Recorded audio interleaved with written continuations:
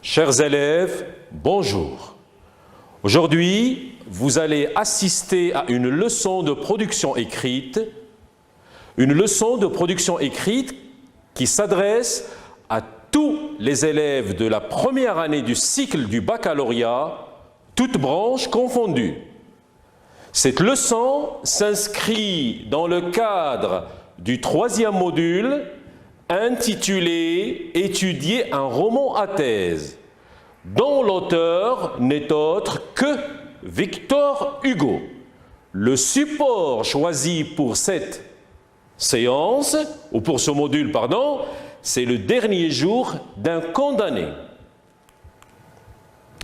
Alors, comme je viens de le dire, cette leçon s'adresse à tous les élèves de la première année du cycle du baccalauréat, toutes branches confondues, dans le cadre d'une séquence didactique portant sur les techniques narratives au service de l'argumentation. Nous allons aujourd'hui nous préparer à rédiger un texte argumentatif pour vous préparer à l'examen régional. Donc, l'objectif de cette séance, c'est la rédaction d'un texte argumentatif. Je vous fais un tout petit rappel. Donc, l'œuvre que vous avez sûrement lue et qui est intitulée « Le dernier jour d'un condamné », dans ce roman, Victor Hugo défend une thèse. C'est l'abolition de la peine de mort. Victor Hugo prend position.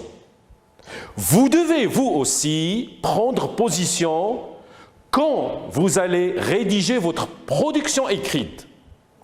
Dans l'incipit, vous avez sûrement étudié cette opposition entre l'avis passé du narrateur, du condamné en l'occurrence, et sa vie numéro 1 va étayer l'idée principale de votre première partie. Les nouvelles technologies facilitent notre vie. Comment elles facilitent notre vie? Eh bien, on communique facilement, rapidement et sans fournir d'efforts. Regardez ce que nous faisons aujourd'hui. Vous êtes chez vous, il y a un problème, et là, nous sommes en train de communiquer facilement, même si vous n'allez pas à l'école, vous êtes en train de suivre les cours facilement, rapidement et efficacement. Donc, ces outils technologiques ont un impact considérable sur notre vie et nous devons en profiter. Positivement, bien entendu. Vous étayez votre argument et vous l'expliquez par un exemple. Alors, l'exemple que nous devons donner, c'est que la communication est devenue instantanée avec l'autre. On peut communiquer avec les gens, quelle que soit la position géographique dans laquelle ils se trouvent.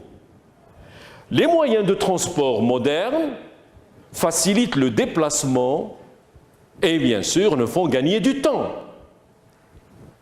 Et nous nous déplaçons dans le confort le plus total.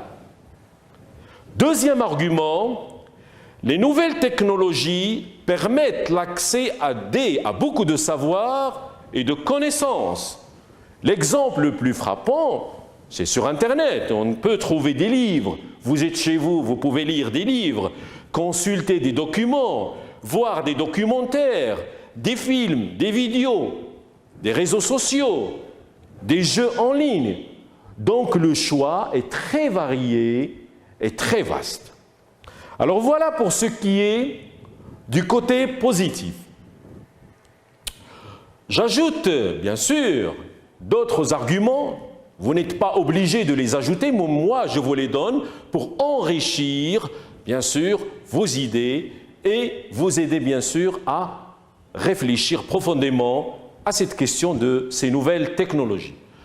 Donc, argument 3, les nouvelles technologies simplifient la vie familiale. Exemple, en famille, on utilise des robots, des machines. la machine à laver, le lave-linge, le mixeur, l'aspirateur. Tous ces outils facilitent la vie familiale. Dans le domaine industriel, les nouvelles technologies augmentent la productivité. Exemple, dans toutes les industries, on produit plus pour servir le consommateur. Et comme dernier argument, dans le domaine médical, on peut sauver de nombreuses vies grâce à ces nouvelles technologies. Je cite comme exemple les diagnostics fins qu'on peut faire grâce à ces nouvelles technologies, les consultations à l'aide de la télémédecine. On peut faire des consultations même si on n'est pas devant le patient ou le malade. En chirurgie, on peut faire des chirurgies pointues, très pointues même, grâce à ces nouvelles technologies. Donc ces nouvelles technologies, comme vous l'avez remarqué, jouent un rôle considérable, très important dans notre vie. Mais elles ont aussi un côté négatif que nous allons voir par la suite. Donc on récapitule. Dans ce premier paragraphe, vous devez commencer par l'idée générale du paragraphe, à savoir le côté positif des nouvelles technologies. Vous commencez par un connecteur logique, vous donnez un argument, l'argument 1, et bien sûr illustré par un exemple. Vous mettez un autre argument précédé d'un connecteur logique ensuite, illustré par un exemple, et ainsi de suite. Dernier argument, précédé par le connecteur logique, enfin, et suivi d'un exemple, et vous passez à la transition. La transition consiste à rappeler brièvement ce qui précède et à annoncer ce qui suit. Nous passons à la deuxième partie, c'est l'impact négatif de ces nouvelles technologies sur notre vie. Donc, ces nouvelles technologies qui envahissent notre vie dans tous les domaines ont des côtés négatifs. Exemple, l'impact négatif sur l'environnement. On peut citer comme exemple la pollution de l'air, la pollution sonore, les changements climatiques dus, bien sûr, à l'industrie et à ces nouvelles technologies qu'on emploie dans le domaine de l'agriculture et le domaine industriel. Le chômage, un grand argument qui montre que la machine remplace l'homme et le chômage va entraîner la destruction des familles parce que la machine remplace l'homme et de cette façon, beaucoup de personnes se trouvent licenciées, c'est-à-dire sans travail. Détérioration des relations familiales et sociales. On ne communique plus en famille, on ne communique plus entre les amis. On communique uniquement grâce au téléphone portable. On est occupé tout le temps à surfer sur Internet sans aucune raison et on oublie qu'il y a des membres de notre famille et des amis avec lesquels on peut discuter, dialoguer, échanger nos idées. L'addiction aux ordinateurs, aux tablettes, aux smartphones produit également des maladies très graves comme l'obésité. Donc, on récapitule, après cette deuxième partie, ou ce deuxième paragraphe. Donc, on commence le paragraphe numéro 2 par l'idée générale, suivi, bien sûr, d'un argument, 1, illustré par l'exemple, introduit, bien sûr, par un outil, l'argument 2, suivi d'exemple, introduit par un outil, l'argument 3, suivi d'exemple, introduit par un outil, et la transition, comme je viens de le dire.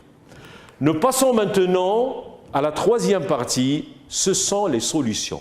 Donc, puisque ces nouvelles technologies ont un côté positif et un côté négatif, alors il faut trouver une solution. On ne va pas en rester là. Quelles sont les solutions qu'on peut proposer? Donc, ces nouvelles technologies sont très utiles, certes, mais on doit en faire bon usage. Comment cela? Nous devons changer nos comportements, changer nos habitudes. Nous devons nous libérer de ces machines, de ces outils qui nous occupent tout le temps, qui dévorent notre vie, qui affectent notre vie. Exemple, ne pas utiliser son portable quand on est en famille. Laissez votre portable, laissez vos ordinateurs, dialoguez avec vos amis, dialoguez avec vos parents. C'est un signe de vie. Deuxième argument, il faut prendre du temps pour soi et pour sa famille. Comment cela? En se déconnectant de temps en temps. D'accord? Il faut lutter également contre la sédentarité, c'est-à-dire le fait de rester tout le temps chez soi en train de surfer sur Internet sans aucune raison. Ou bien, au lieu de faire une petite tâche, on va utiliser une machine. Ou bien, pour faire un petit déplacement, on va utiliser la voiture. Donc, comme solution, on peut travailler manuellement, on peut bouger, on peut faire du sport pour justement se donner le temps de vivre naturellement. Bien, donc nous en arrivons à la conclusion. Donc nous avons vu que les nouvelles technologies ont un impact positif sur notre vie, ils nous facilitent la vie grandement, mais d'un autre côté, elles ont un aspect négatif, c'est-à-dire ils envahissent notre vie. La solution adéquate, la solution pertinente, c'est qu'il faut faire bon usage de ces nouvelles technologies. Il faut être conscient que ces nouvelles technologies sont utiles à la vie. On ne peut pas les bannir de notre vie. Ils sont là, ils sont devenus un fait social, ils font partie de notre vie, mais nous devons bien sûr nous comporter avec beaucoup de prudence, avec beaucoup de raisonnement, pour vivre tranquillement et profiter pleinement de notre vie. Donc nous en arrivons à la conclusion. Qu'est-ce qu'on fait dans la conclusion? On récapitule ce qu'on a dit. Il s'agit de résumer brièvement les grandes lignes du développement, faire un petit rappel, et vous ouvrez la réflexion avec une petite phrase à la forme interrogative pour montrer que la réflexion et le savoir sont ouverts. Donc l'ouverture consiste à élargir la réflexion à d'autres idées, à d'autres thèmes, à d'autres questions.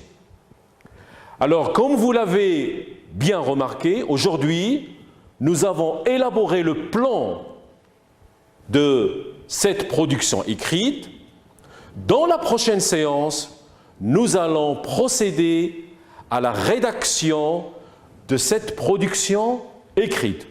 Donc maintenant, je vous invite à prendre vos stylos et vos papiers et commencer la rédaction en attendant la séance prochaine pour un travail collectif.